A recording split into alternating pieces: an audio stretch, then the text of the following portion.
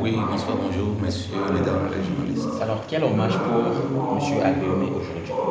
Donc, vous savez que M. Abéomé, il est décédé en exil suite au scrutin présidentiel du 22 février 2020.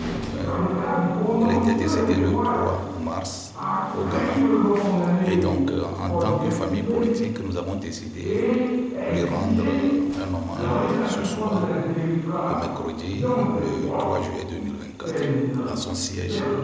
Donc, c'est ce que nous sommes en train de faire pour lui rendre hommage et faire en sorte que ce décès nous donne plus la force et la détermination de continuer le combat que nous avons entrepris ensemble. Alors, comment trouvez-vous son parcours? Non, c'est un parcours, c'est un grand homme d'État, il a un parcours spécial, plusieurs fois ministre, directeur général de société, son accord pour autonome de Lomé, de primature, président de l'Assemblée, donc président des partis politiques. Il est en relation avec les chefs d'État, les personnalités du continent et d'ailleurs. Donc il a un parcours spécial, particulier, que tout le peuple togolais savait. Et donc nous prions que parmi son héritage politique, que des gens aient la même bénédiction d'avoir ces gens de qualité, ces gens de vertu. Qu'est-ce que vous gardez de lui? C'est ça.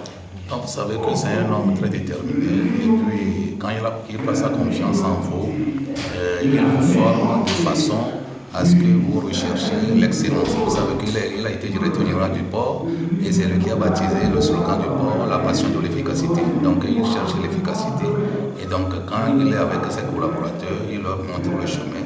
Il leur montre comment pêcher, il ne leur donne pas des poissons, mais il préfère leur montrer le chemin de la pêche. Donc c'est un travailleur, il ne se fatigue pas, il est là, plus proche de ses populations.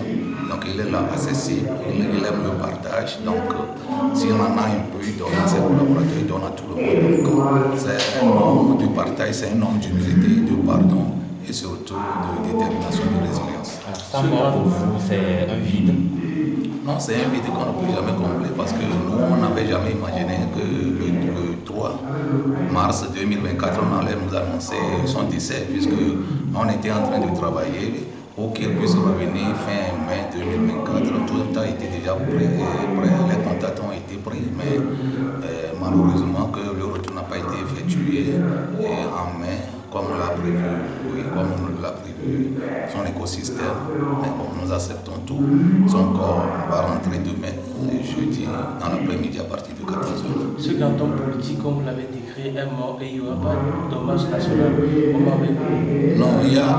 Non, nous sommes en train de faire la veille au niveau de sa famille politique, donc au niveau de sa famille biologique, il y a d'autres organisations qui s'organisent. Donc, demain, le corps rentre, la dépouille rentre dans l'après-midi.